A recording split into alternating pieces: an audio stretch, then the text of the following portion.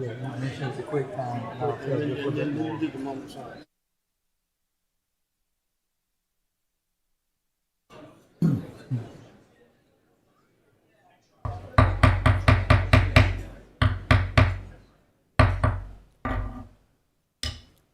Welcome to the Town Council regular meeting agenda of September 16th, 2025.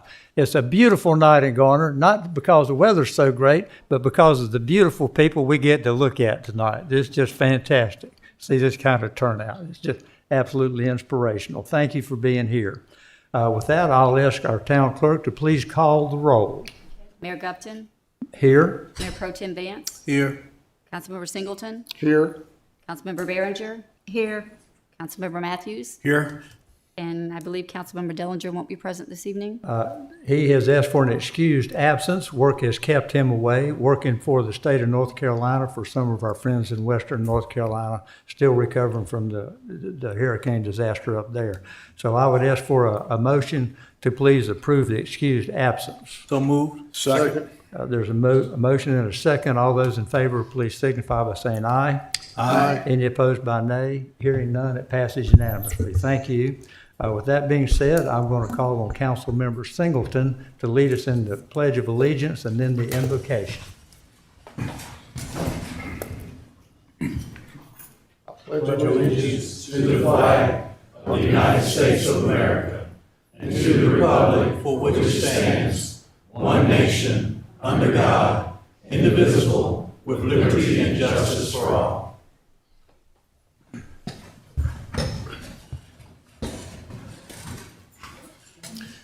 If you would like, please join me in prayer.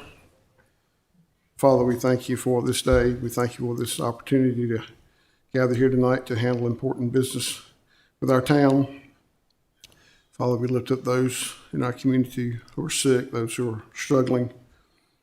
Ask that you be with them and wrap your arms around them with comfort. We lift up those families who have lost loved ones recently, including one of our former colleagues on the town council, Mr. Joe Sample. We lift up those men and women who are serving in military installations and bases across the globe. Ask that you be with these men and women and be with their families and protect them as they are trying to protect the freedoms of our countries and sometimes in the countries in which they are serving. Guide us tonight, Father, to make the best decisions for our town for many, not only days and weeks ahead, but for months and years. In your Son's name we pray. Amen. Amen. Thank you, Mr. Singleton. At this point, before moving on to the other regular business, I do want to just kind of expand just a little bit on a couple of milestones. One, of course, the big milestone we're here is swearing in of our police chief. That's just the most positive milestone ahead of us. Another milestone that was just passed yesterday by one of our great friends, a hero of Garner, Joe Sample, passed away. The service will be a week from Thursday, next week on Thursday. We won't have a eulogy here. We can't say enough things about him without taking a couple hours. This was a great, great guy. Let's have just a moment of silence, please, for our friend Joe Sample.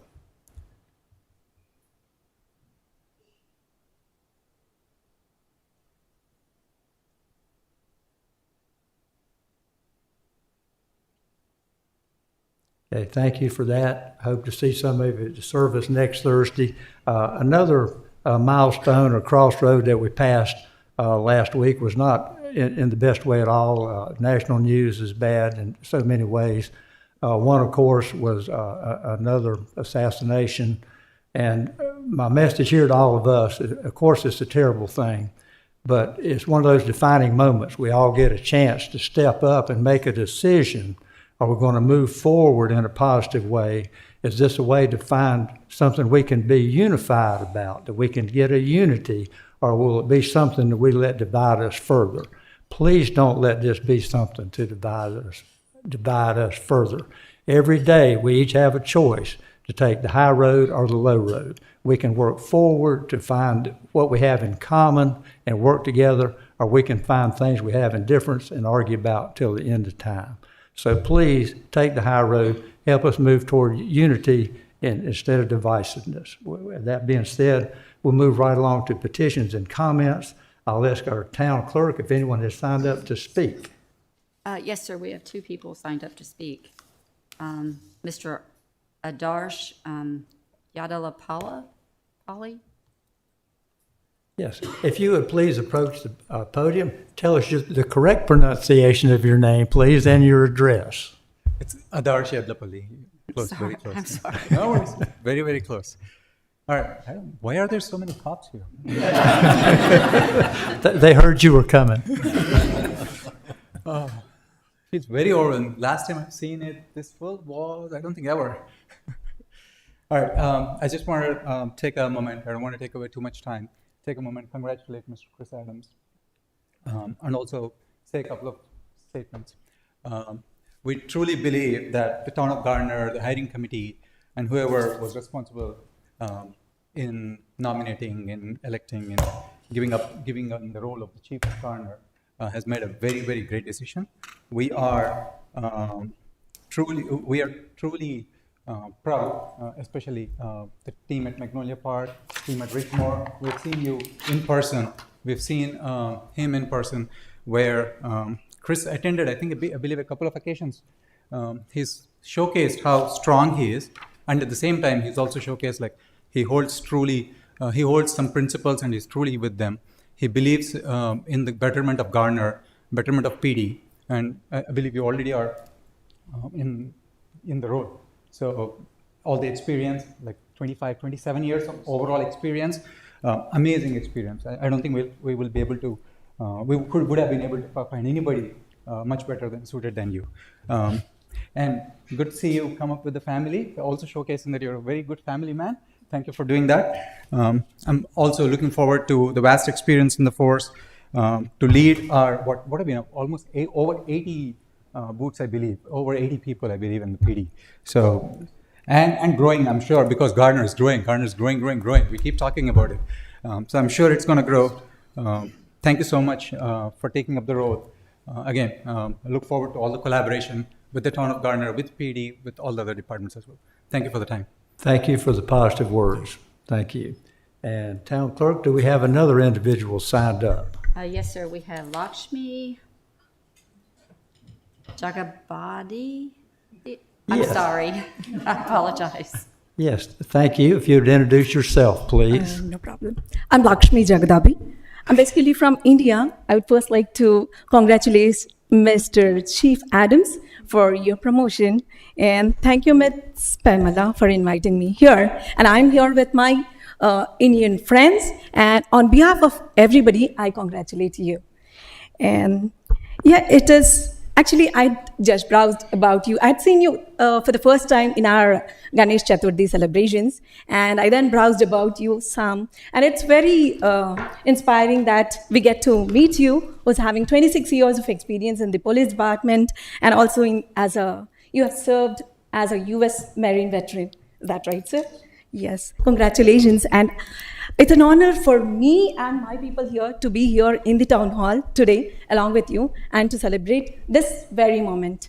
And I'd been to Garner in the year 2023 and I had seen this is a so awesome place and very welcoming place. And thank you all for this. And we expect to see more and more growing communities here in the Garner. And thanks for giving me this opportunity. And thank you from all our Indian community. Thank you, sir. Yep. Okay, thank you very much. So much. It's so encouraging to hear all the positive words and positive comments. Back to our regular agenda, there were no other people signed up to speak. No, sir. Thank you. At this point, we'll move to item C on our agenda, which is adoption of the agenda. Everyone's had a chance to look at that. Do we have a motion to adopt the meeting agenda? So moved. Second. There's a move in 2 seconds. All in favor, please signify by saying aye. Aye. Any opposed by nay? Hearing none, this regular meeting agenda is adopted.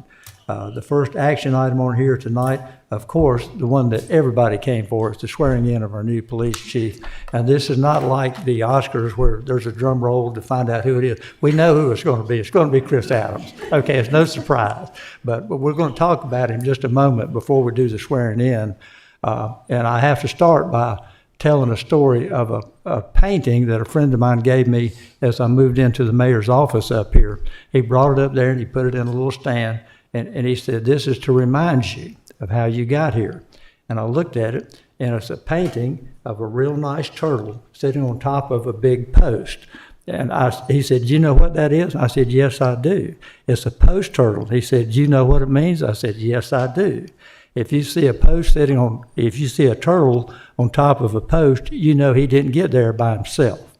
And he was talking to me. He said, "Don't forget how you got here. People helped you." And in this case, a police chief, this is generations of help. This is a huge team. It's not just your family, which is so important. It's all the police members, all the chiefs who came ahead of you. It's so inspiring to look out tonight and see the support. And going back in time, I see Chief Moss, Chief Benz, Chief Zudema. I think Chief Smith was unable to be here. But there were many chiefs before that time that laid the groundwork, did some of the hard work, built the wonderful, wonderful organization, the Garner Police that we have today. They're not just the toughest people, the smartest people, the hardest working people. They're also the kindest people with the greatest teamwork and fellowship. Wherever I go, people know Garner Police for their fellowship and the way they help each other. That's what Garner's all about. We know our neighbors. We help each other. The police department demonstrates that every single day with their humanity and their support for our citizens out here. I like to say that the number one job of municipal governments is public safety. There's no question our number one job is public safety. That's the fire, the police, the public works, things that give us the wonderful life that we take for granted. Thank you all for being the thin blue line that separates us and protects us. So thank you all for being here. With that being said, I'm going to come down and administer the oath. And Chris, if you and your family members would join me right down here.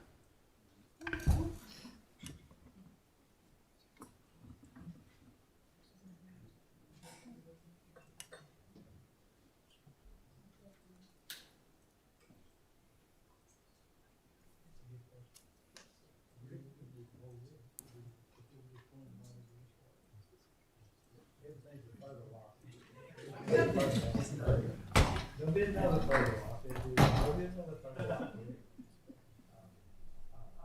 I'm going to administer the oath of office for the police chief. If you would state your name.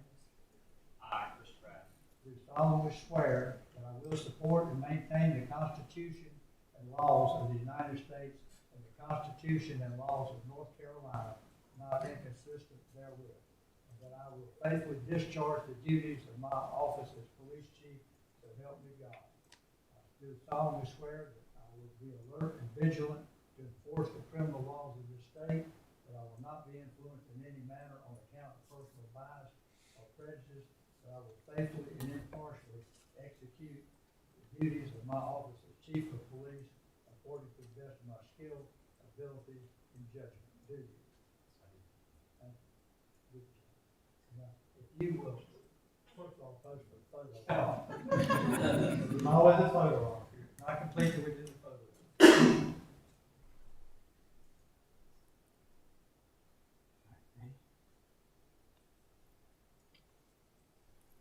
Yeah, I think we also have one other thing to be passed. I think there's a badge to be applied here.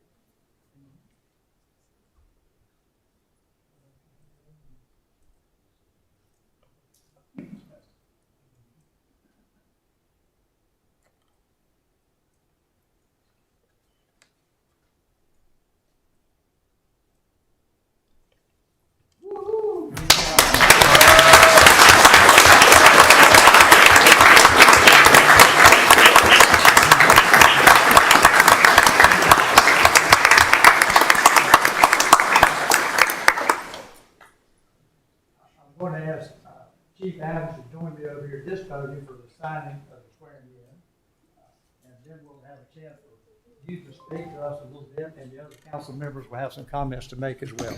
Now, if I can borrow an official legal pen.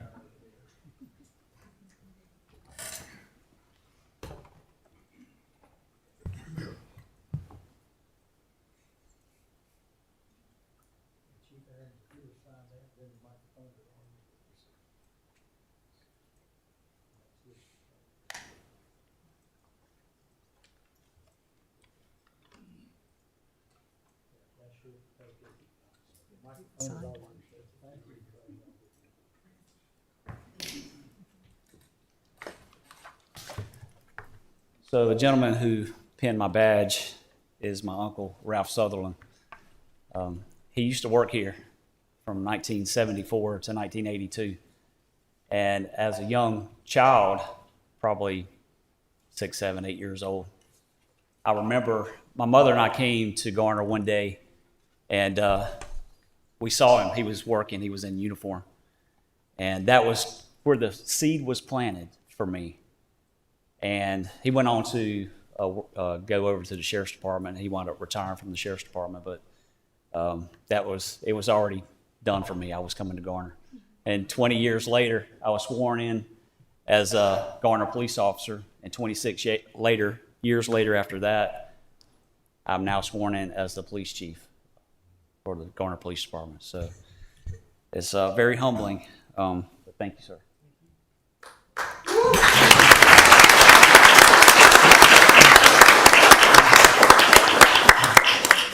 I say all that to say that God has a plan. I want to thank God because without Him, none of this is possible. There are so many people to thank. Miss Miller, thank you for entrusting me with this tremendous responsibility.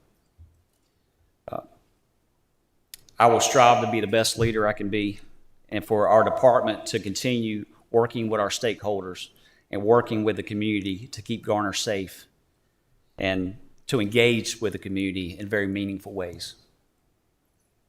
I'd also like to commend Ms. Harris and our HR department and Polyhire for conducting a very thorough process. Thank you for that. Mayor, Town Council, thank you for your support of me and our agency. We are blessed to have a council that is passionate about public safety and community involvement. To my fellow department heads, thank you for being so welcoming to me as I served in the interim role, and I look forward to working with you on a permanent basis. To our officers and professional staff and volunteers, thank you for supporting me on this journey. I assure you that I'm committed to providing you with the tools, support, and motivation necessary to achieve success. I appreciate your continued commitment, integrity, and professionalism. Those have been our values since Chief Zudema was here, and they will not change.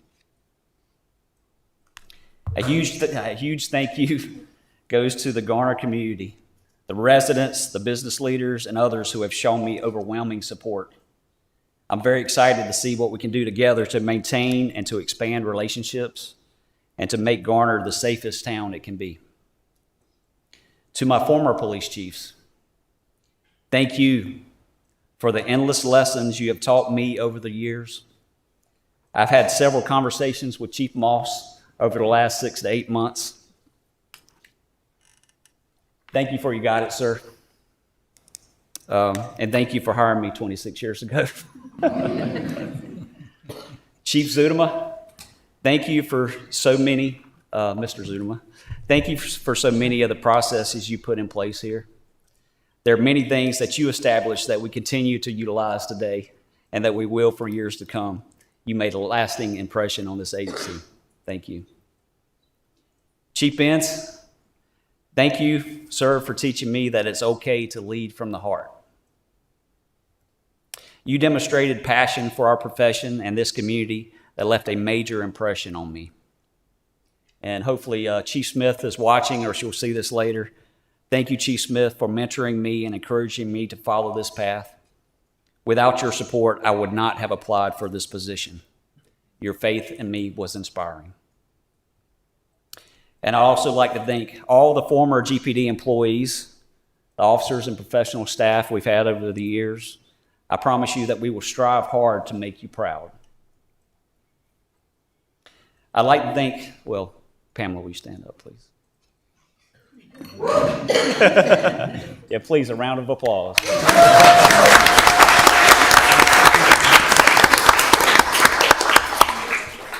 I'd like to thank my smart and beautiful wife for her unwavering love and support. I certainly would not be standing here tonight if it weren't for you. You have been all things to me for the last 22 years, and I thank you.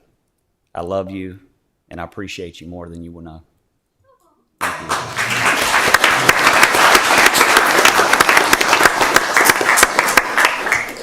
To my children, I have a few, so I'm not going to name them all since I know we have limited time tonight. But they're all awesome. Well, heck, I'll name them. Morgan, Ava, Aiden, Clara. Thank you for supporting me. Thank you for being patient with me. I've had to miss special events at times, but you understand that this is more than a job. It's a career and a calling. I can promise you that I'll do my best to make you proud of the way we carry ourselves as an agency, treating others with respect and protecting this community. I also promise to love you and support you wherever life takes you. I love you dearly. And to the rest of my family, I appreciate your love and encouragement. I certainly wouldn't be here without your support. To my best friend, Kevin, whom I've known since kindergarten. I'll tell you a funny story about that another time. It's good to have a friend that I can call anytime, day or night, and vice versa. And there's not a whole lot of people we have in our lives who are like that, but you're my person who I can do that. Thank you, brother. There's so many other people that have encouraged me during this process and over the last several months and over a 26-year career. And I'd like to name all of you, everybody in this room, thank you. And many who aren't here. I appreciate your support, your prayers. There's so many people I can name, but I don't have time. I've told my staff this several times. They've heard it. But my vision for the Garner Police Department is for us to be the best agency our size in the country. And there's no reason we can't do it. We've got good people. We've got good leadership. And our partners, we're set up well for success. So there's no reason we can't be the best. And that's what we're going to strive for every day. It's my job to put people in the right seats in the orchestra to make beautiful music. I'm the conductor, if you will, but our employees are the ones making the music. And our managers and department heads will appreciate that reference. Being a chief's not about me. It's about the officers and the professional staff in this agency. It's about the community we serve. It's about the other town departments and the people we serve together to keep Garner safe and thriving. It's about our partners at the local, state, and federal level, several of whom are here tonight. I would like to thank the chiefs and other law enforcement leaders who have already told me they're standing behind me in this safety mission beside me. Thank you, gentlemen and women. Our agency will be data-driven and analytical in how we spend our time and deploy resources. We will also explore new ways to utilize technology and artificial intelligence to maximize our effectiveness and to improve efficiency. You've already seen that in some of our camera systems and some of the technology we have, but there's more to come. Most importantly, and my staff has heard this already as well, we will focus on these 4 areas. Communication. We will be elite at communication, both internally and with our staff, and externally with our community and partners.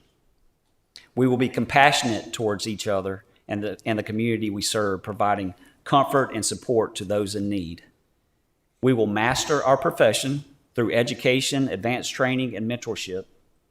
and we will hold each other accountable when we make mistakes, just as we will hold criminals accountable when they break the law. I want to end by saying that this is the first promotion for me that my mother has not been present. She passed away on June 28th in the middle of this process. However, her presence will remain. I will honor her memory by being guided by my faith in God and by treating others with kindness and love, something she excelled at doing. I will honor my father by being the best person I can be in my personal and professional life. Again, their influence remains in my life and will shape how I lead this department and how we carry ourselves.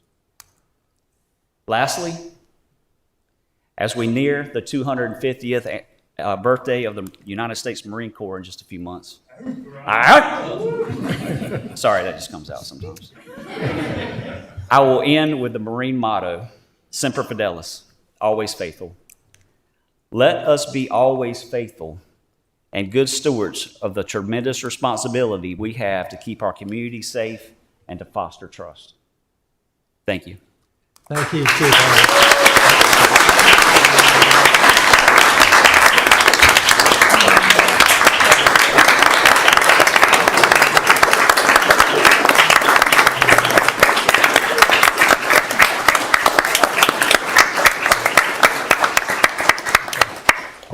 You're not finished yet. Get back over there. Get back over there. I'm sure that our council members have a word of wisdom or two to Yes, pass sir. along Yes, sir. while you're there. While you're there, and we'll start with our Mayor Pro Tem, Mr. Vance. Yes. Chief Adams, congratulations on your promotion. And my hope for you and the officers is that you all have much good success. Thank you, sir. Ms. Behringer. Well, I have to say that I have never seen so many police officers in one place at one time. This is just an amazing display of respect and honor for our new chief. So it's a great day for Garner, and we welcome Chris, you and your family to our Garner extended family, and thank you for being willing to serve. Yes, ma'am. Thank you.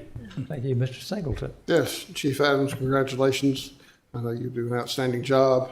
As you stated, you've been here many years, and the council, this council, previous councils have supported public safety and will continue to support public safety, give you the tools that you need. Garner is one of the first departments to have in-car cameras, computers in the car, Yep. and get grant funding for body cams. And so we'll continue to support the needs, both police and fire and rescue here in town, because that's a priority for our citizens and it'll be a priority for the council. And congratulations to your family, and I know you'll do well serving your town. Thank you, sir. Thank you, Mr. Matthews. It's good to call you chief finally.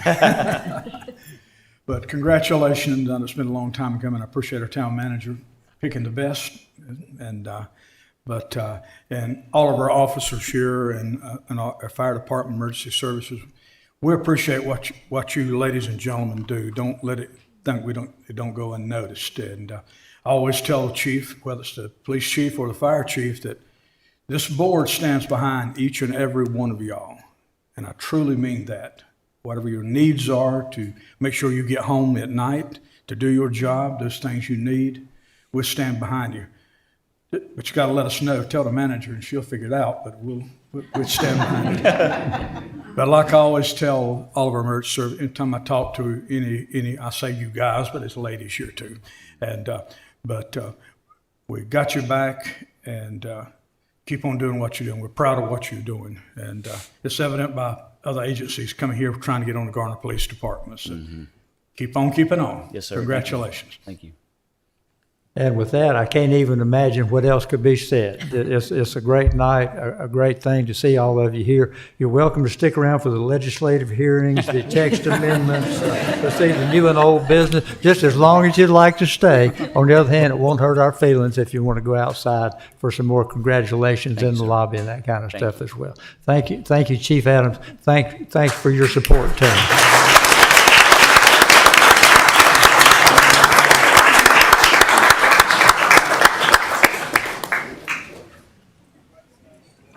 This is not an official recess.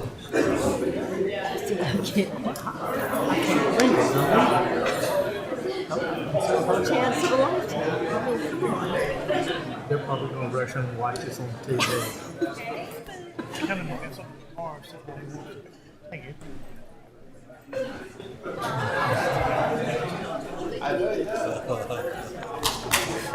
This is not an official reset, but you need to get out of your nose, fix your hair, so that we'll give you this.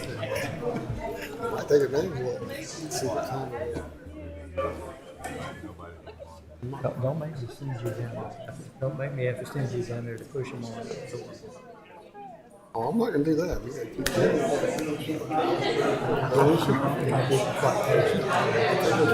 Shouldn't be making the way in I'm too worried about leaving the room. We might have a dozen people like to hear with us. You have to be sad. That's okay too. Nothing wrong with that.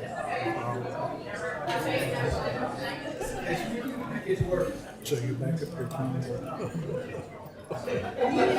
Nobody sets a big house. Don't forget it. I know, right? Everybody's gone. Everybody's here. Yeah.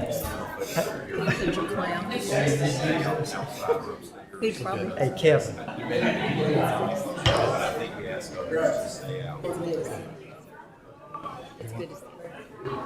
Oh, yes.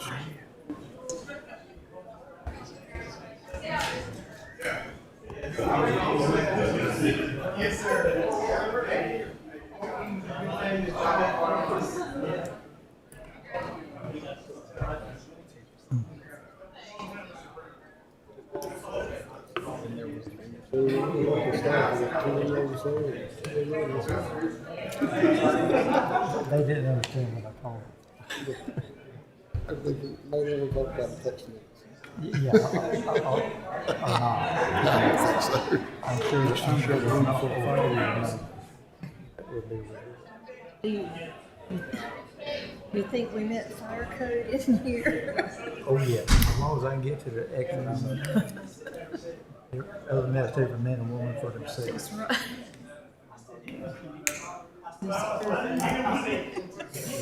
They're moving off. Kevin's out there holding them along. Amazing. Amazing.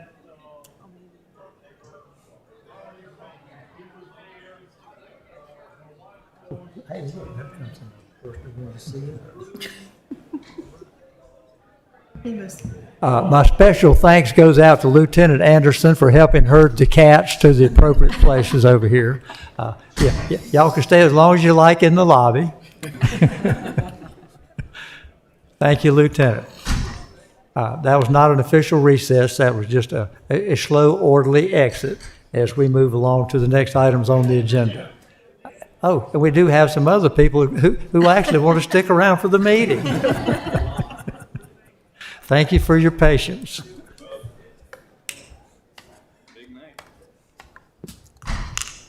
Okay. Now, that's who I was really looking for right there, coming in from the side door. Okay.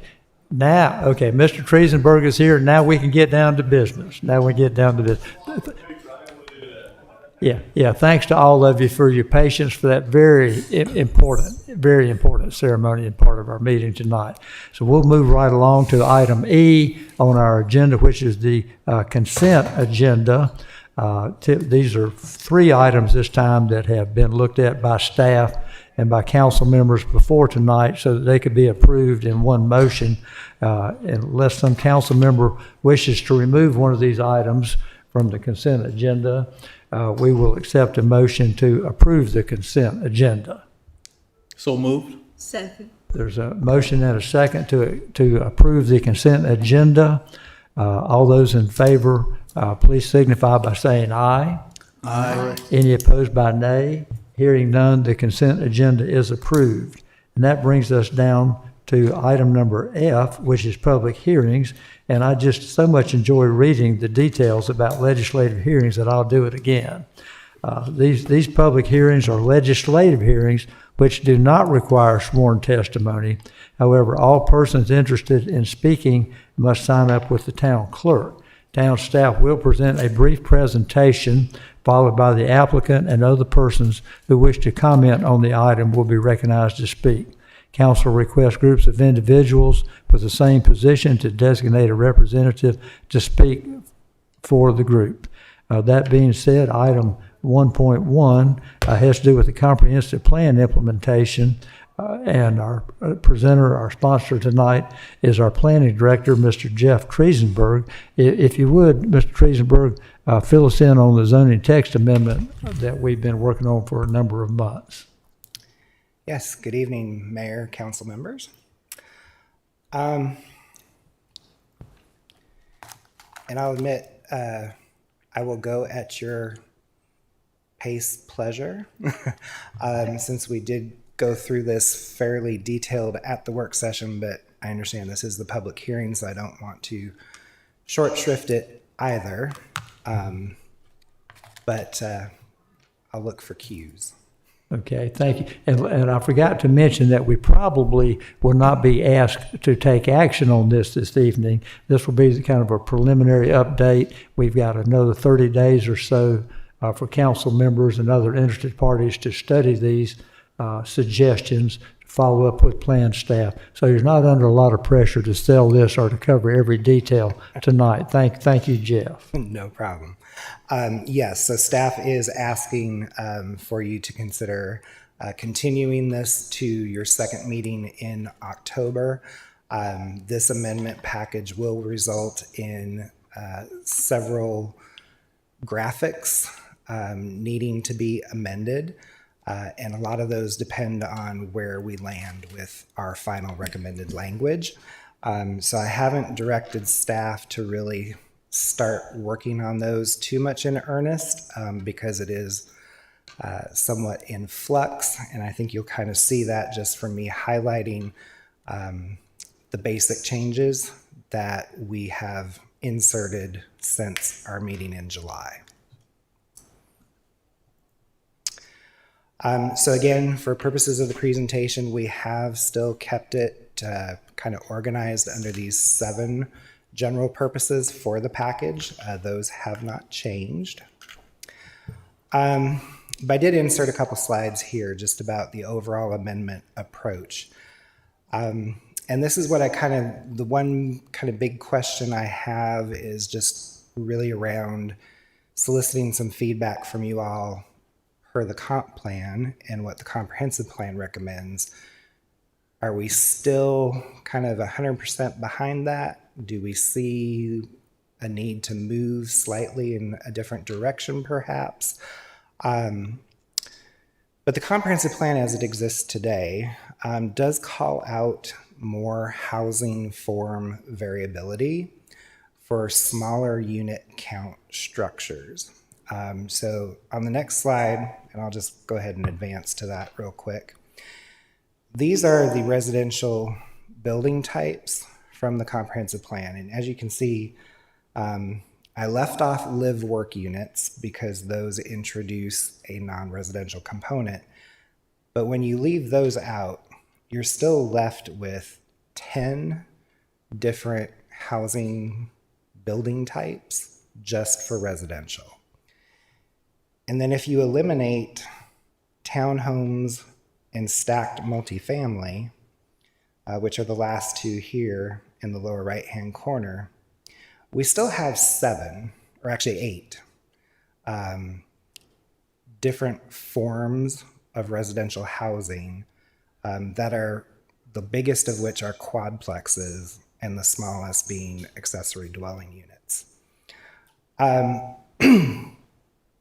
So when staff went back and looked at the amendment package, one of the things that we saw is that we were kind of moving in the opposite direction, that we were condensing the number of building types within the use table, as opposed to kind of continuing to acknowledge these finer grain differentiations. So we went back and we did some recategorization because we felt that that was more in keeping with what you see in front of you here. I will note that, again, when you look at the multifamily end of things, you do have townhomes and you do have multifamily apartment condos. But there's no further breakdown of those types like there is for the small scale residential. So one of the questions that popped into our minds was, given some of the debates that we've had about apartment proposals, we've talked about the whole elevated versus non-elevated and how on the building code side, that kicks in automatically when you go up to 4 stories versus staying at 3 stories and below. Is there still a desire, or is there a desire for this amendment package to equally kind of focus on some differentiation for those housing types? Probably not as much as what we have for, the 8 that are quadplex or smaller. But just, I would encourage you to kind of keep that in the back of your mind. And if you have any thoughts on that, we would love to hear those. So yeah, that kind of covered the second point in that new slide. What residential building forms are important to the council to differentiate? Has that changed? But then, of course, we do have to keep in mind that there are other rules and other factors that influence where those differentiations may occur, whether it's a differentiation at a certain density or a certain unit count per structure. We do have to always consider the building code and other things like utilities, whether you're using private utilities, well and septic, or are you using public utilities. And then we still have Session Law 2024-57, which was the old Senate Bill 382 that introduced the limitations of the town to downzone properties. And of course, that was pretty expansive and it has not gone anywhere.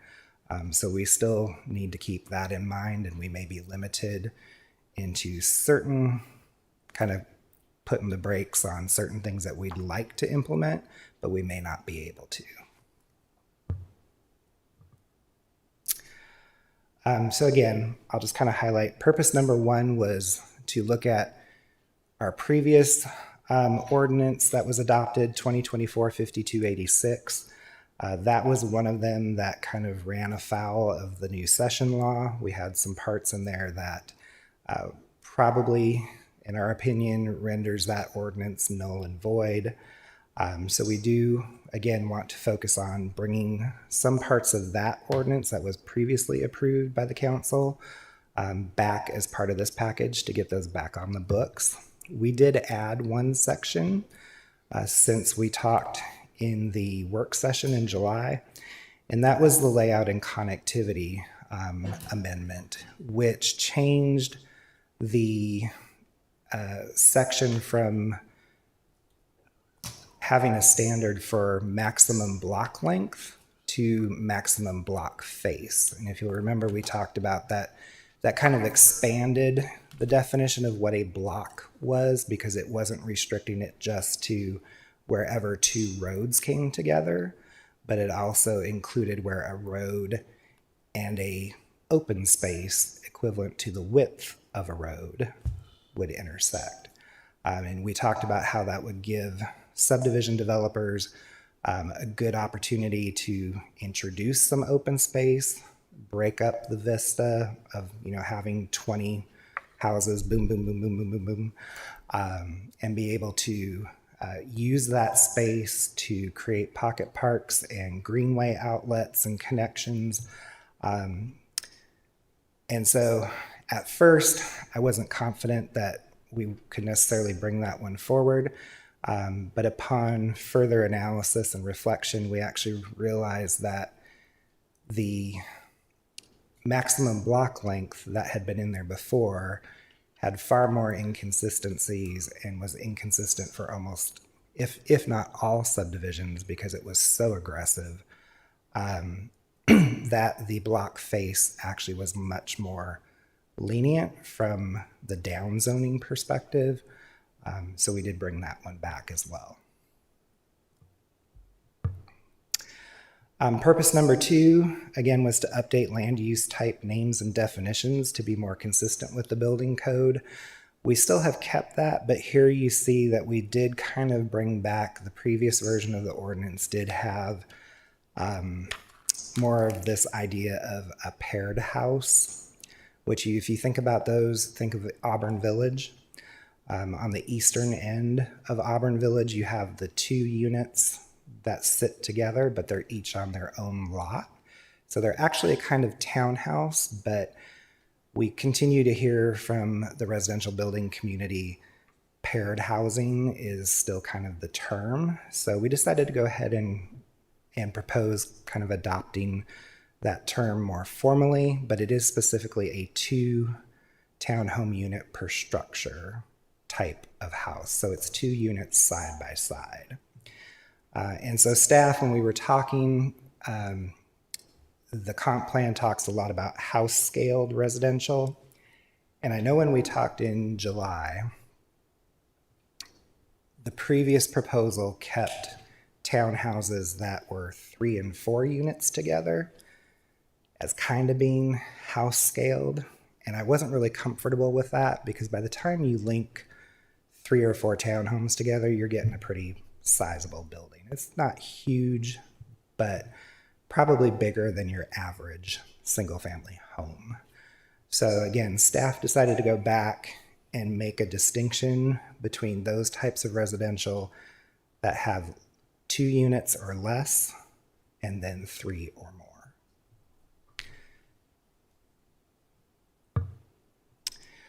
more. So the sections have changed. This came directly out of our staff review, kind of going back through, like we said that we would, the different types of housing proposals that we've seen and have heard about, and kind of running them through the proposed text amendment.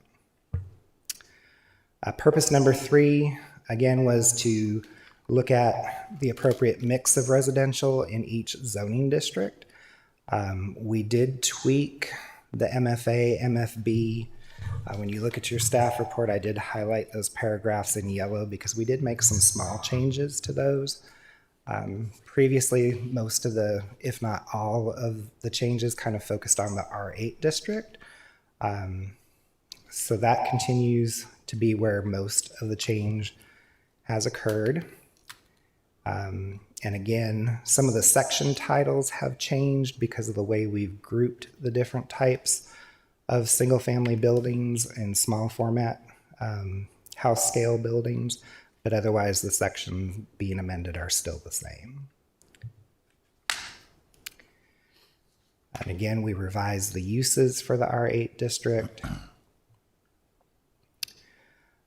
Purpose number 4 was to amend the use table to ensure the appropriate mix of residential and non-residential. So really focusing on the districts that bring more of the non-residential in as a possibility. So that's primarily MFA and MFB, to a lesser degree also NMX. Most of those focus on density, but here again, we did do some work to differentiate even further, not just townhomes and those types of houses that have 3 units or more, but introducing or keeping another break, which has been in the UDO in the past, at 4 and 5 units. So things that are less than 4, and then things that are more than 4.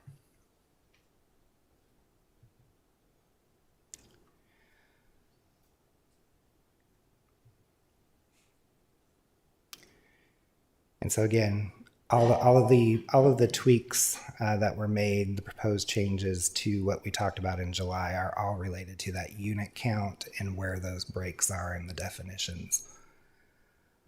Purpose number 5 was to add appropriate new uses such as live-work units. So again, we largely kept that the same, but we did introduce Much like for townhomes, there is a break at that 4-unit cap.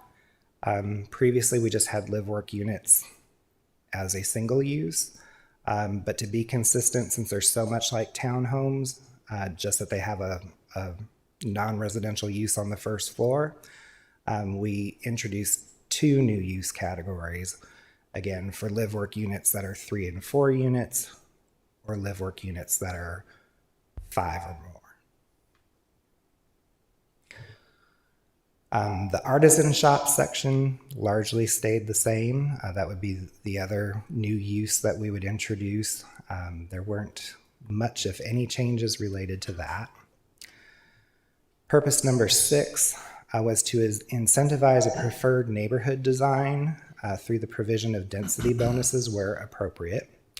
And we talked a little bit about this at that work session as to, I believe what I understood was that we wanted to target that a little better and really try to incentivize the density at the higher ends and not so much at the lower ends of the spectrum.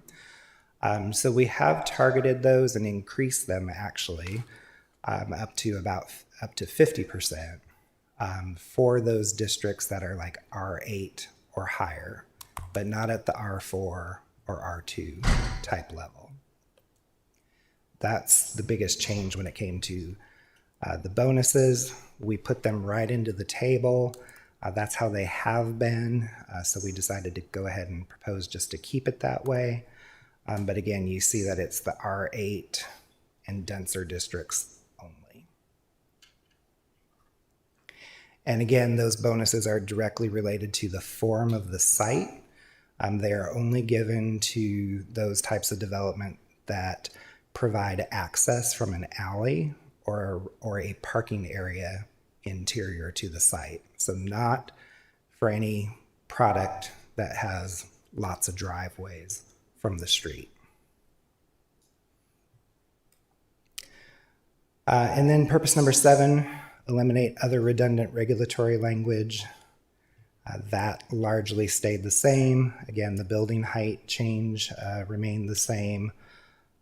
A lot of the other redundancies about front yard impervious and some of the dimensional standards, again, those largely held true.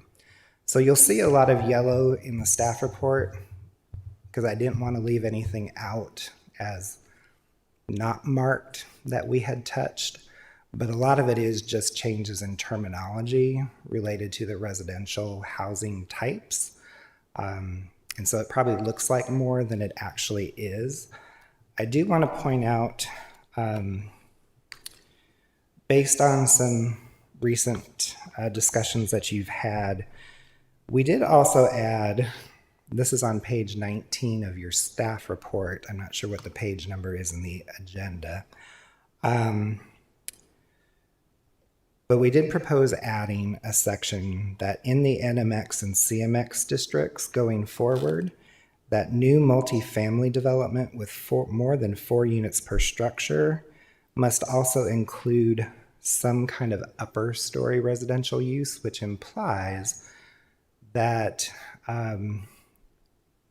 we would like for our apartment projects and condo projects to bring that non-residential component as a piece of their proposal if they're going to bring one forward.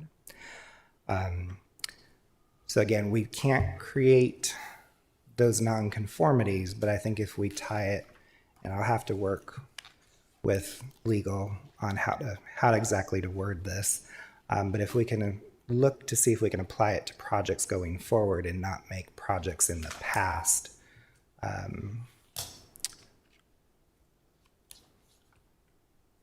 a problem with their compliance with the UDO. I think that's something that we should be able to try to work in and keep.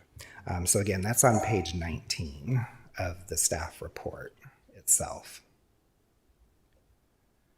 Again, just some small changes related to some of the overlays, that remains unchanged. The treatment of continuing care facilities, there were some discrepancies there that needed to be clarified. and some additional redundancies that continue to be eliminated. So the next steps at this point, again, we are asking to continue the public hearings so that we can modify the figures that go with a lot of these tables that people will look to as kind of the graphical examples of what we're talking about, and also to respond to any further comments that you have.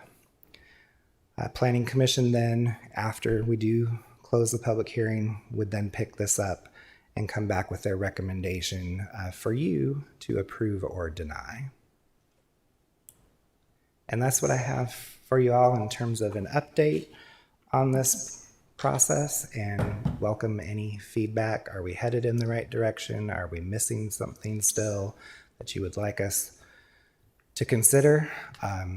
Staff and I, we have some time set aside, about 5 hours blocked off if needed, next week to devote to getting this squared away so it's ready for you in October in its final form. And like I say, we're happy to take any comments or questions. Great. Thank you very much, Mr. Triesenberg. While you're there will be some questions, but I just wanted to kind of summarize in my words where we are. First of all, thank you and your staff for doing all this hard work. There's a lot to it. Thank you for giving us 30 more days to look at this in detail and to help understand what it is. From the biggest picture, again, you're trying to get our zoning text, our amendments, to reflect our genuine long-term comprehensive plan, our Garner Forward plan, what I like to call our dream book of where we want to be. So you're trying to get our details to match our vision here. And this seems to be that we've had to pay attention here recently because not only the state laws, building codes, et cetera, have been changed that we have to comply with. And thank you for your knowledge of that. But also acknowledge that the marketplace has changed. The thing that people want or expect or can afford is different than it was a few years ago. So thank you for helping us combine all of those factors as we move ahead on this. Over the next 30 days or so, I hope that individual council members will have a chance to sit down with you as you suggested and your staff, voice their opinions, their concerns, their questions, help us use these terms, these zoning enforcement rules to coordinate with our long-term vision. So it's a big project, a lot of moving parts, great orientation tonight. We look forward to our individual special tutorials that we might have, or learning sessions that we have with. And with that, I'll pass the microphone for questions to our council members. I'll start with Mr. Matthews this time. Questions, comments? Thank you, Mr. Mayor. A lot of information, and I do look forward to scheduling some time to sit down and kind of bring it down to my level and really focus in on the meat of it, I guess is the best way to put it. But I appreciate the staff putting all this together because, as the mayor said, things are changing, and at state level, ever changing and growth, and we just got to stay ahead of it. But at the same time, keep our standards strong, but be aware of how we need to do business with those wanting to move into our areas. So I look forward to those when I sit down. So thank you very much. Thank you. Mr. Singleton, comments, questions? Yes, I'm going to mention something that we hadn't mentioned specifically here, and I'm not asking you to put it in here now, but I can see sometime in the future, maybe the near future, where tiny homes are going to play a part in development. Mr. Matthews and I met with the manager last week. There's a project, Raleigh's going to do a tiny home project, dedicating some land for veterans. And I can see that coming a project. I know Durham adopted something about 5 years ago with their zoning, and I can see that as a way to maybe address some affordable housing issues. And so I'm not saying let's do it right with this, but I can see that coming in the future is how you address that, how many units on a piece of property, size and so forth. Because there'll be a lot of issues, utilities, et cetera. So because it'd be, you get a lot of small, I think Raleigh's getting 14 units on 3/4 of an acre. So I think that's something we're going to have to look at in the future. As I say, maybe sooner than later, because I think that's going to be a possibility of maybe looking at what Durham's done, and will that work in Garner? I don't know. It may not, but they've introduced over 150 new homes, starter homes for folks, because that the price, you can get multiple homes on a piece of property, as you know, the price of land and so forth, what drives it up. Infrastructure, all the infrastructure is done on a specific lot, multiple homes. So I think that's something that we're going to have to look at and consider in the future, as I think other communities are going to be doing similar, addressing it in a similar way. So I think one thing that we can do in fairly short order, the comp plan talks about cottage houses, and tiny homes aren't too different from that, I don't think, in terms of they're on the same piece of property. It's just multiple units. So I do think that's maybe something we could lean into fairly quickly and just see how that might fit, or where there's kind of some glaring issues we may have to. I did know in reading about the Durham one that they had maximum square footage. I think it was 800 square foot up to that, and maximum height. They changed it and they altered the height a couple times. But it's just interesting in reading what other towns are trying to do to address something that's, this is a very progressive area, but because of the new jobs and the shortage of new homes, drives up the price, makes the starter homes very hard for some people to get to. So it's just something to consider here, and I believe we should consider in the near future. Okay. Thank you, Thank Ms. you. Behringer.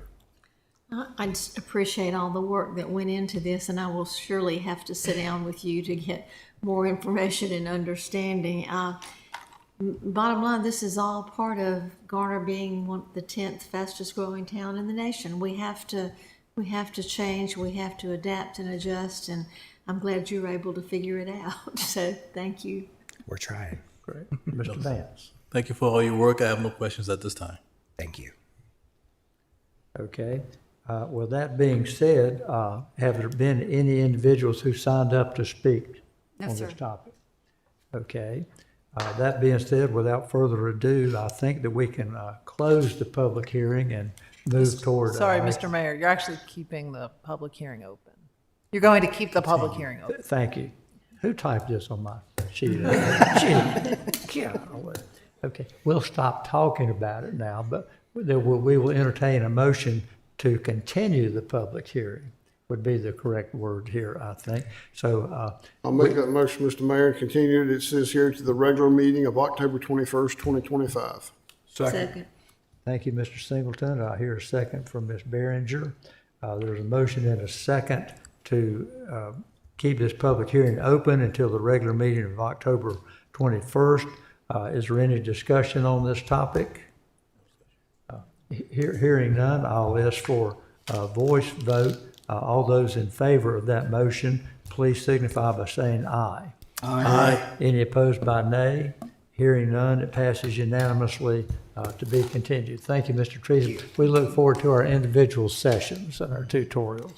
Thank you very much. Okay, moving right along. Our next item on here is new and old business.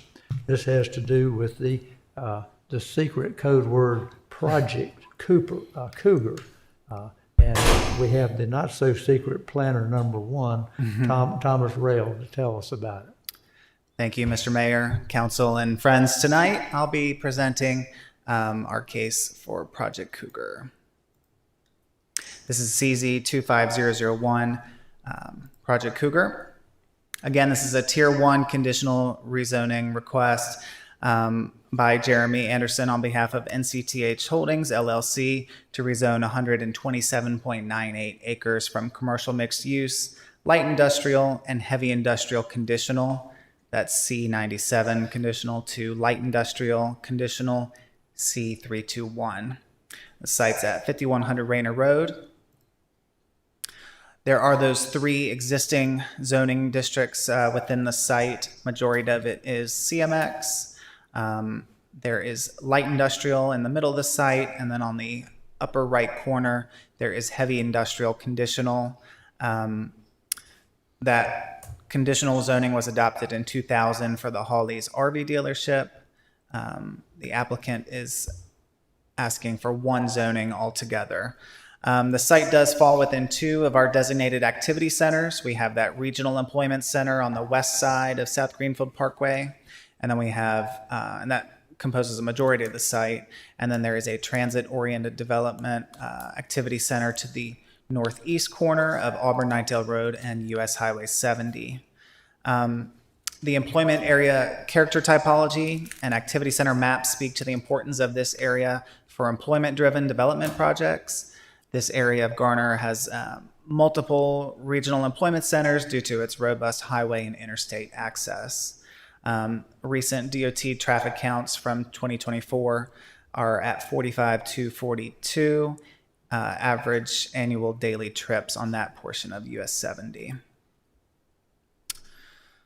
Our applicant has proposed 25 out of 44 permitted uses that are typically allowed within that light industrial district. You can see them here on the screen. Majority of those are commercial, office, retail service use, and industrial manufacturing, waste services, and transportation use in nature. They did offer one written condition that speaks to the office headquarters land use location, and they have proposed that the office uses of the site will be located at the northwest corner of the project parcel. That's towards the corner of South Greenville Parkway and 70. From our neighborhood meeting, there were 123 properties and occupants within the notification radius. That neighborhood meeting was held by the applicant November 18th of last year at the Garner Senior Center. There were 4 people in attendance. You have the full neighborhood meeting information in your staff reports. There was overall strong consistency with the request. I won't go through that in detail tonight, but you do have that full detail in your staff report as well. Updates from our planning commission that was held on August 11th. There was a question relating to the nature of confidentiality of the client, question over economic incentives, question over the zoning district choice. There was an appreciation shown for considering Garner for the project. There were questions over job creation numbers, traffic and infrastructure improvements, and questions over neighborhood and environmental impacts. Planning Commission did adopt the following consistency statement and motion. The motion was to recommend approval. It was made by Commission Member Voiland and seconded by Commission Vice Chair Carson. The motion did pass 6-1. Tonight, you'll evaluate the rezoning case based on reasonableness, the 6 criteria here on the screen. And in your agenda packet on pages 53 and 54, you should find all 4 draft motions available to you tonight. Staff analysis does find the request consistent and reasonable and would recommend approval. That is highlighted there as option 1, draft option 1, draft motion 1. That concludes my presentation tonight. The applicant is here and available, but if you have any questions for staff or the applicant, we're here. Okay, thank you very much. Thank you, Mayor. Good information, and special thanks to our planning commission who gave this a long, hard look without knowing some of the details that council has seen. And so they've done their usual great job, even given the limited information. That being said, we'll see if the council members have questions or comments. Mr. Vance? Have no questions. Ms. Behringer? Mr. Singleton? Yes, sir. Mr. Matthews? No. Okay. Hearing no other questions or comments, I'll ask if there's a motion to adopt ordinance 2025-5363. So moved. We have a consistency statement. Yeah, the consistency statement is a carryover from the Planning Commission staff report. I'm glad you pointed that out, Mr. Vance. Mr. Hodges knows about this as well. With our new eScribe formatting, we were unable to fix that mistake. So that is in there and is not needed to be. So the motions themselves are designed for you. That consistency statement is a Planning Commission statement. Okay. So we're okay parliamentary wise here. Good deal. If I may clarify, the recommendation is to find it consistent and reasonable and approve the request, but to find it reasonable and in the public interest because the subject property would be more suitable for the uses permitted by the proposed zoning district versus the current district. Mr. Singleton, was that an accurate rephrasing of your motion? Yes, sir. That's what I said. Just I'm pretty expanded sure upon much clearer by Attorney Jones. Thank you. Is there a second to that motion? Second. Mr. Vance seconds that motion. Okay, is there any further discussion of this item that's before us now? Hearing none, I will ask for a voice vote on the motion that was just read. All in favor of adopting that ordinance, please signify by saying aye. Aye. Any opposed by nay? Hearing none, that passes unanimously. Thank you very much for Mr. all of Mayor the and teams Council. that pulled that together, including the Planning Commission. Thank you. Okay. And moving right along to item 2, a new and old business, we have an update, a legislative update about the new session laws, and our presenter is our town attorney, Ms. Terry Jones. Thank you, Mr. Mayor, and if you'll just bear with me while I pull up the presentation. Yes, you're still getting out of your parliamentarian mode back into the presenter mode. We understand you have to change gears a little bit.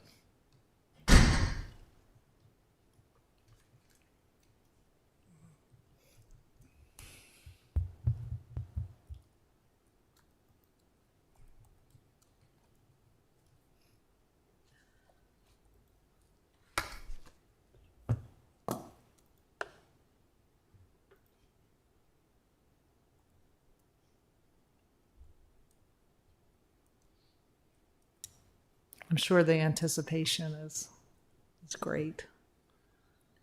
No problem. As I say, you're wearing many hats this evening.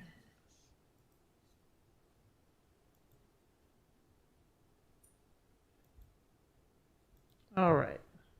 So tonight I'm here to present to you the 2025 legislation update that is good through today. As you can see from the chart, there have been 89 session laws in 2025 adopted by the General Assembly. There are several the governor vetoed several bills that are potentially going to be overridden later this session, as there are dates each month for the General Assembly to reconvene. But we've grouped the session laws that might impact the town into 5 categories, one being land use, building code and regulatory fees, transportation, laws impacting town employees, and laws impacting police officers. To start with land use laws, there is for voluntary agriculture districts, which there are a few, Mr. Triesenberg can attest to, in the vicinity of the town limits of Garner within Wake County, but effective in just a week or two. Neither the Department of Transportation nor the town can initiate condemnation or rezoning of land in a voluntary agricultural district prior to the Wake County Agricultural Advisory Board holding a public hearing and submitting findings and recommendations to the town. So the planning department will monitor whether there are properties in voluntary agricultural districts that might potentially be in the ETJ or impacted by a rezoning should a property want to annex into the town limits. And feel free to interrupt me if you have any questions on any particular bills. As you all know, there is a moratorium on any ETJ expansions. This was effective in June, and it prohibits all municipalities in Wake County, including Garner, from expanding the ETJ to from what existed on January 1st of 2025. And this moratorium will go in, will not expire until December 31st of 2028. So it's basically a 3.5-year moratorium on any ETJ expansion. So brownfields effective July 1st, 2025. There is an amendment to the state's Brownfields Property Reuse Act, authorizing some additional fees and also amending the tax benefit and the partial tax exclusions. At this point, I don't believe that Garner has any actively being developed brownfields, but this is an evolving issue should contamination or some other impact to a property occur in the future. Scrap tires. I'm not aware that we have like scrap tire dump sites in Garner, but effective October 1st, there will be grants to local governments to assist with the cleanup of scrap tires. And then but with everything the General Assembly gives, they take away. So there are potential penalties in this act for any local government, a town or county that does not make a good faith effort to achieve solid waste reduction goals or do not encourage recycling. As with many laws, this is here, but we don't have much guidance from the state exactly what that means, but we'll keep monitoring that. With respect to building code laws and regulatory fees, there is a new exemption for certain buildings from the North Carolina Fire Code. This went into effect July 2nd. And it's basically R2 apartment buildings of the type 5 construction.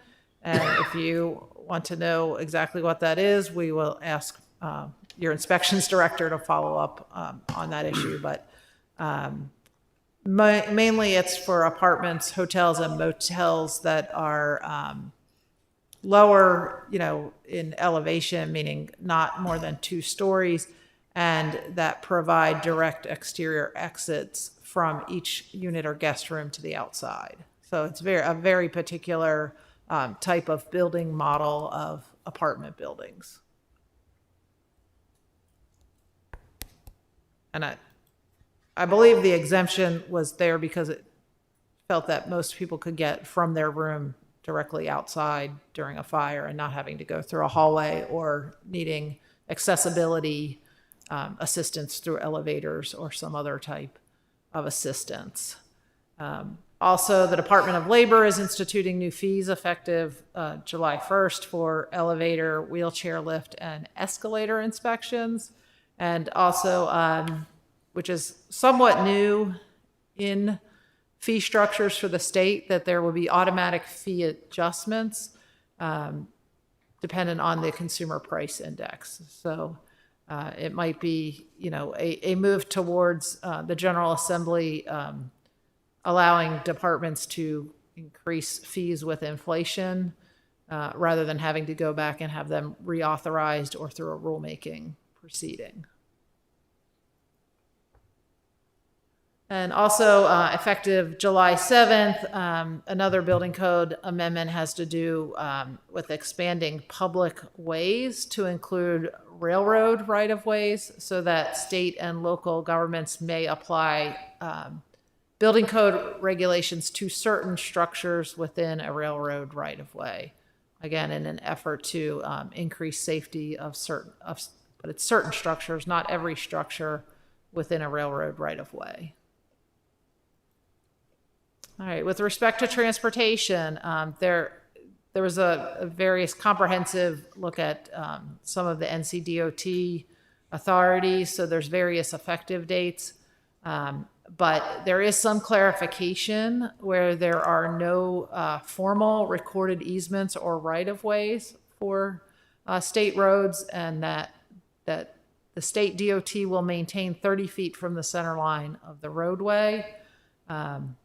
And then DOT also is going to have to report to the Joint Legislative Transportation Oversight Committee any recommended legislative changes they have by October 1st to, I guess, be in line with the next General Assembly cycle. All right, getting to laws impacting town employees. There was a change to the local government employees' retirement system death benefit plans, and that was effective in June. So it recodifies and standardizes the death benefit plan for local employees, and it allows retirees to elect to participate in this death benefit plan if they do that prior to death and within 60 days of retirement. This law, if you may recall, this session law that will be effective October 1st was really a comprehensive look at the foster care system due to some tragic deaths that occurred of children in foster care. But one of the things that impacts the town government is that effective October 1st, there will be a required State Bureau of Investigation, or SBI, criminal background check for all new employees who will work with children in any capacity. And that new employee may not begin work until this SBI check is complete. And again, this law that's designed to protect children, there's not much guidance on what that means for employees who work with children. We obviously know that police and fire will interact with children. The Parks and Recreation and Cultural Resources Department have programs aimed at children, but it's unclear whether this will go to the point of when you have school groups who come in to have field trip days in town hall, employees who interact with those children, they are interacting with children, but it's not an organized program. We do believe that an internship or program with a school-age child, a high school student or something, would comply. So the Human Resources Department is looking into monitoring, which employees or which positions might work with children. And so this would apply to all new hires after October 1st. So it's not retroactive. My understanding is that fire was already doing the SBI criminal background checks before the merger, and that certain other positions, while we have some extensive criminal background checks for employees that work with children, we will essentially have to do both of those checks and add on an additional SBI criminal background check requiring fingerprinting and an additional fee of just under $40 per applicant. Another law impacting town employees is the Personal Privacy Protection Act. Now, what this basically does is protecting the identity and personal information of members, volunteers, and donors to 401c nonprofits, except as permitted by state or federal law. So it now says that information for any of our program partners that may provide information to us, this is not considered public record. It applies to the donors and the members and the volunteers, but not to their officers, board of directors, or the staff of the nonprofit. It would create a new civil cause of action with damages, with some significant damages for unintentional violations, and then attorney's fees and class 2 misdemeanors for intentional violations of this new law. So I don't know that we're receiving like member, volunteer, donor list from our nonprofits, but we will be receiving some reports from our program partners on the services that they provide for the town. So we'll just have to make sure that we're not releasing certain information if that information was provided to the town from the nonprofits. And then to round it out, the laws impacting police officers, a significant change is to allow another option for the special separation allowance for local law enforcement officers. Again, this was effective July 1st, and it applies to basically all law enforcement officers that were sworn in after July 1st, 1987, who qualify to receive an annual special separation allowance. The town council through the HR department has the option of determining the officer's eligibility for the traditional benefit option or the 30-year fixed benefit option. However, if an officer meets the eligibility criteria, they get the option of choosing which benefit that they would like to receive. I don't think, defer to Karen, but I don't think we have any officers that have retired since July 1st that this has been an option yet. And then again, police officer personnel records. This is basically a protection to make sure that a law enforcement officer who has had some trouble in one jurisdiction, that access to all the personnel files will go with that and be available to the new department should they be hired. So that would include, everything in their personnel file, including information that was otherwise considered confidential before this law went into effect.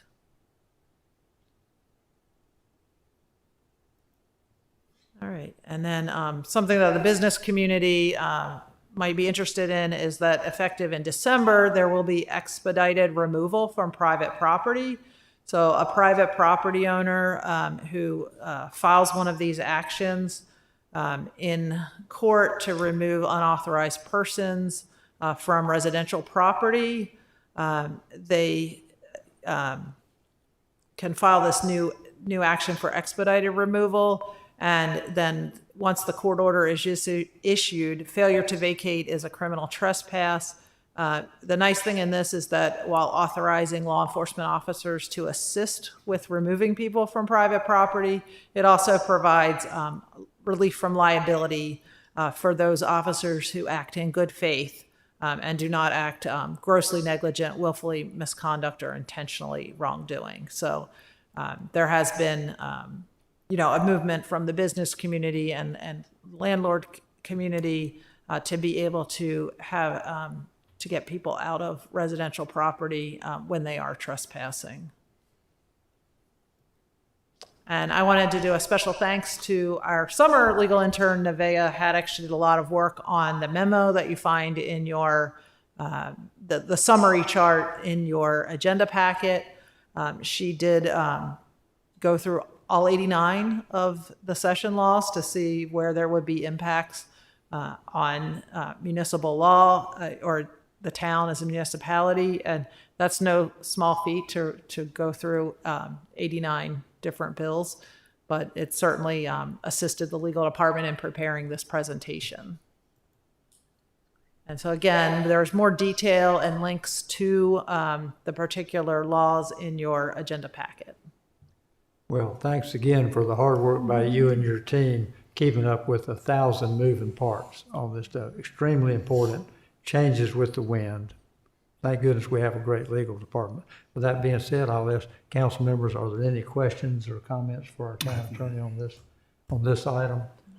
We will call you as needed, I assure you, as will the rest of the staff when these issues come up. We're very fortunate to have you and your team working for us all the time on this. No action needed on this, but just know, if in doubt, call your attorney. Thank you. Thank you. Okay. And that moves us along to section H of our agenda, updates to the council. And we will start with council members' committee reports. And I'll call on Mr. Matthews first. Any report from your committees, sir? Mr. Mayor, we met Monday was a week ago and had a full staff there. We appreciate the legal team for being there. We're looking at some things, bylaw changes and additions, and they're going over those and making some decisions on it, and making our plans of future events coming up. And also, we had a tree planted out there for the Gold Star families we do every December, and reading of the names. We had to run a tree because it didn't grow. So we voted to put a new one, bigger one in, and about 15 hours later, it was already planted the next day. So we got that done.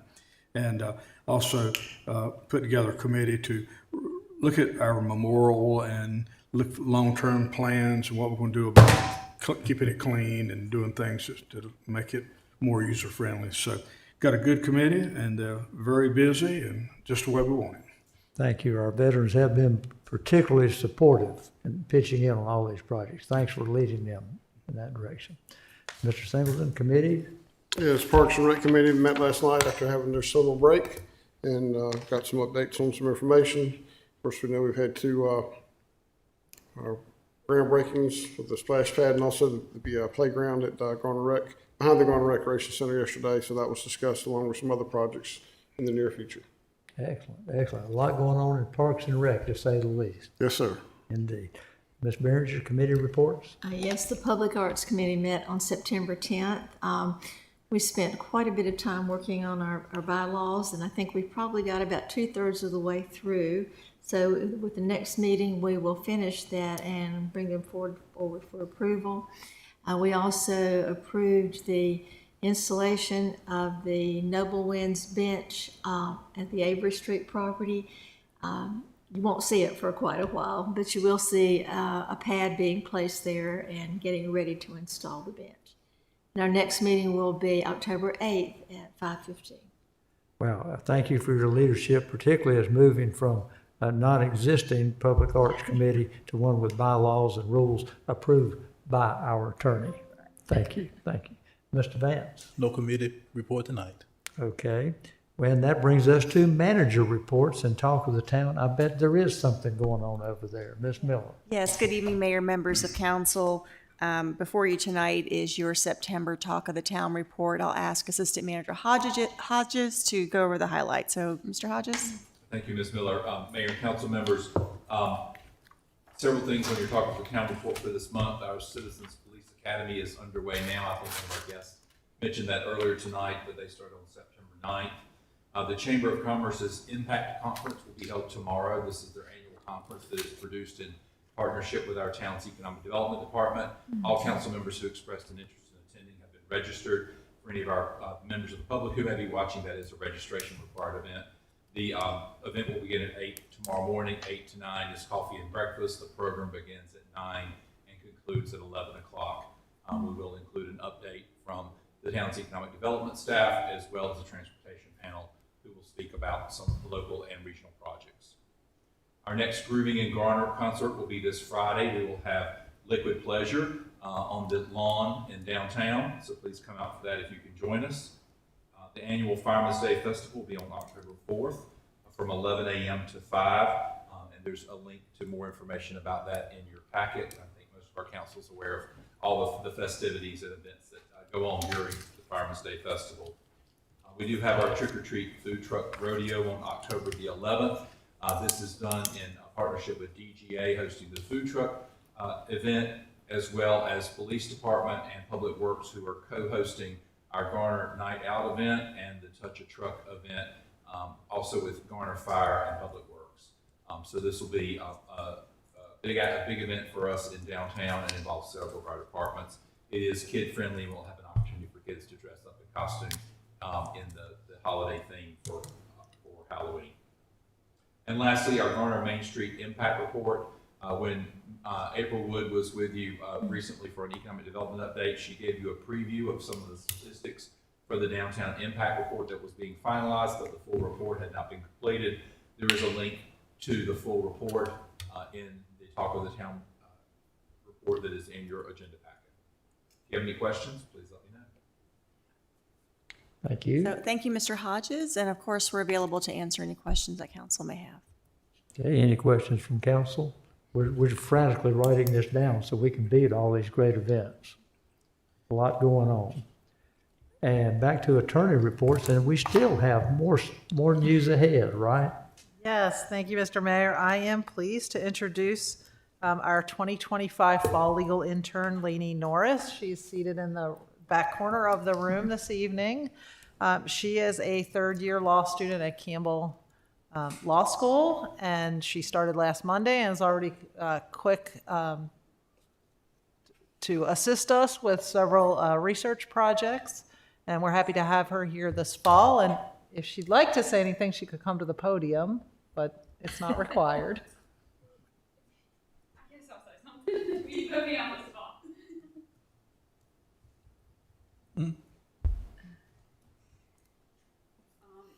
Like she said, I'm Lainey Norris. I'm a third year at Campbell, and I'm really excited to be a part of the team. And you can probably tell from my accent that I'm pretty local.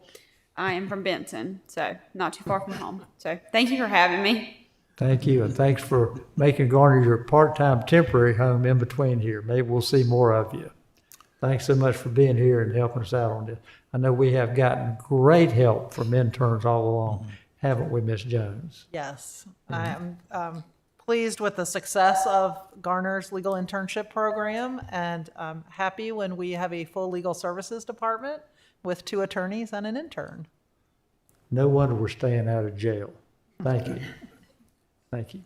Well, let's see, and that brings us back to council reports on other items other than the committee. Mr. Vance, we'll start at your end. Yes, sir. I would just like to mention that one of our long standing friends of the town and a great asset to us, a great professional, the NC.DOT Secretary Joey Hopkins will be retiring October 1st. He'll be leaving his office after 30 years of successful service with the department, and will be his successor will be Mr. Daniel Johnson, and Mr. Johnson is currently the Deputy Secretary and General Counsel for the NC.DOT.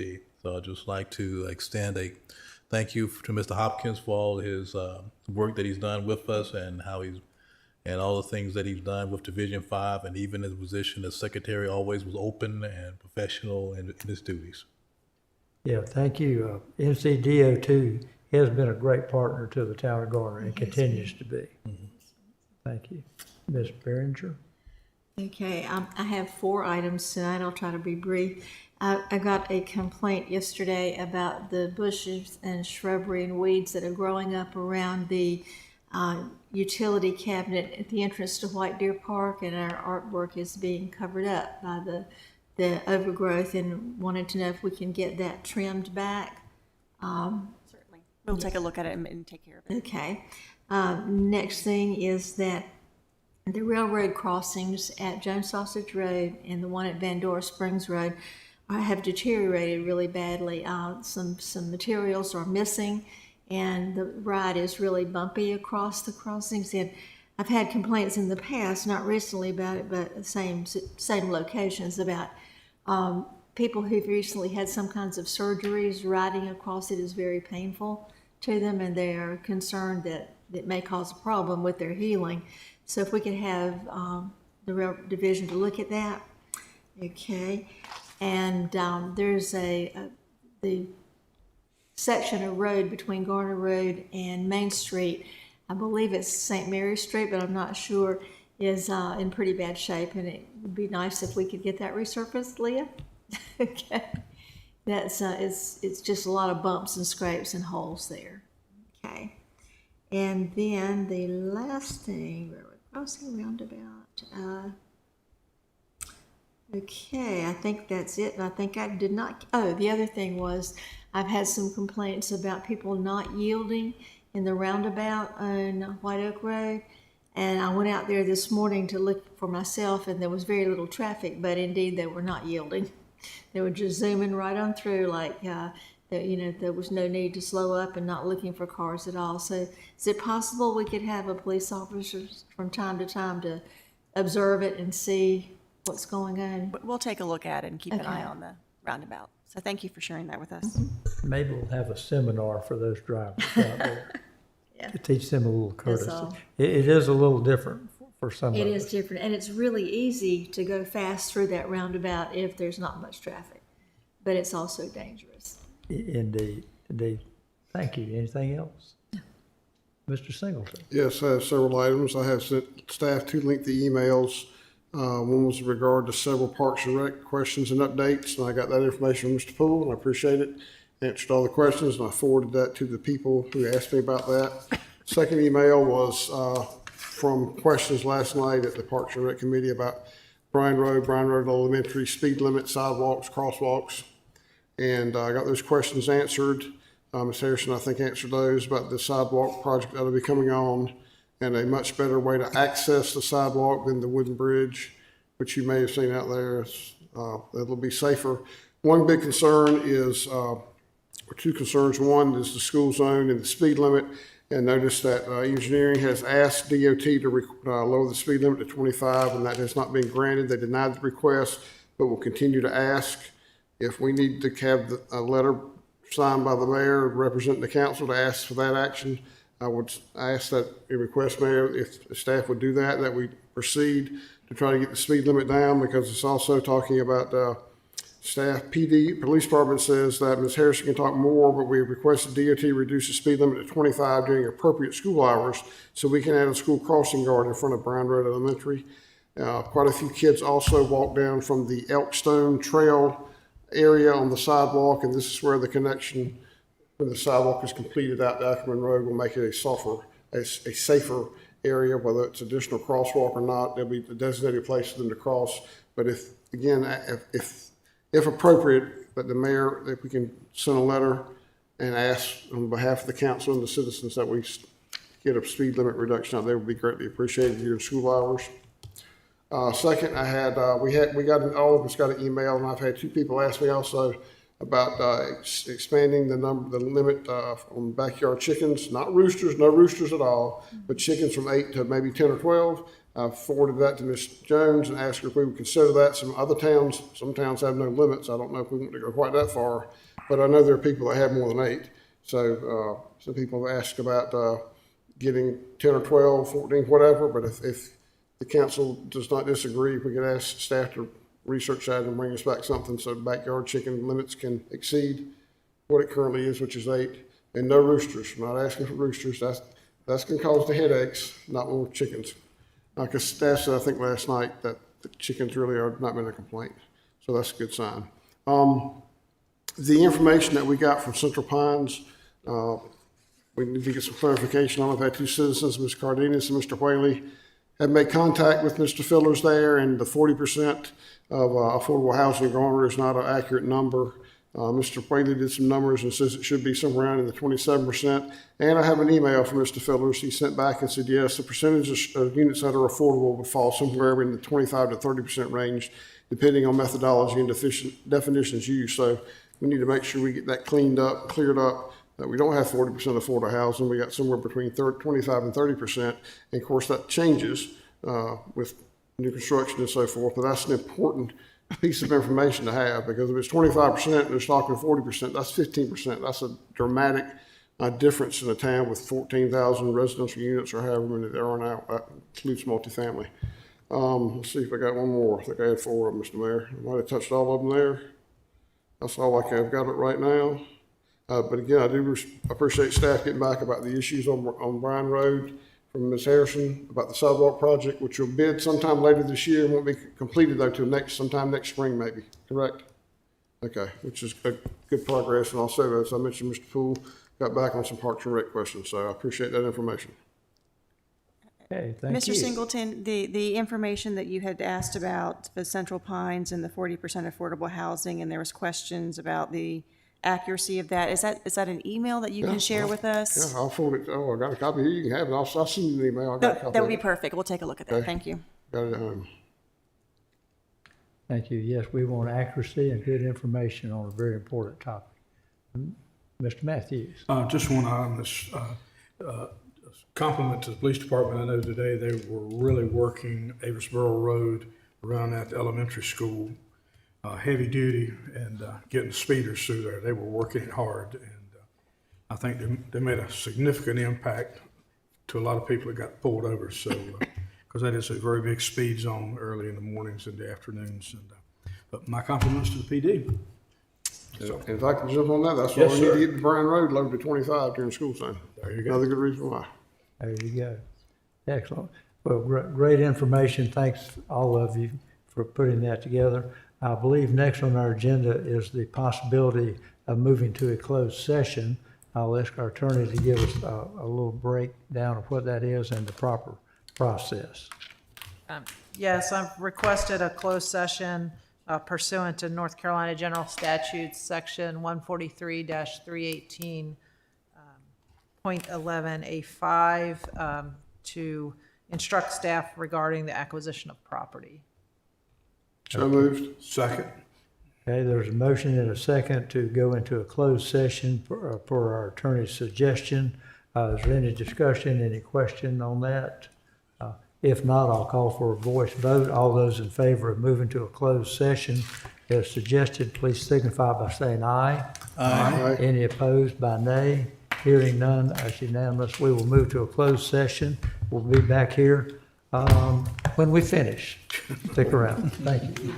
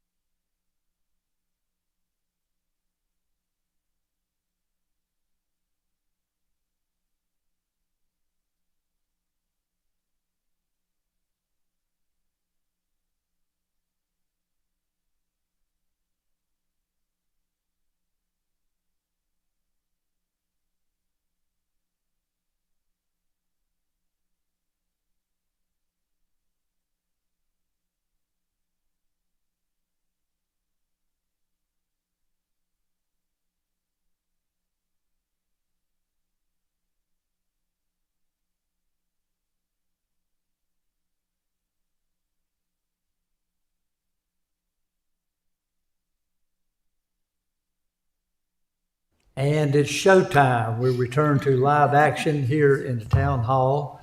As we return from closed session, I'm going to ask our town attorney to give us a recap of what occurred. Thank you, Mr. Mayor. The town attorney provided information on a recent court decision and how that may impact upcoming opportunities to acquire property in aid of development and economic development potential in the town. Thank you. So no action was taken. It was an informational session. Yes, no direction was given, but no formal votes or action were taken. Okay, thank you. So we're back on our regular agenda here. If there's no other business to be covered this evening, I would accept a motion to adjourn. So move. Second. There's a motion and a second to adjourn. Any discussion? Hearing none, let's have a voice vote. All in favor of approving the motion to adjourn, please signify by saying aye. Aye. Any opposed by nay? Hearing none, it's unanimous. Meeting adjourned.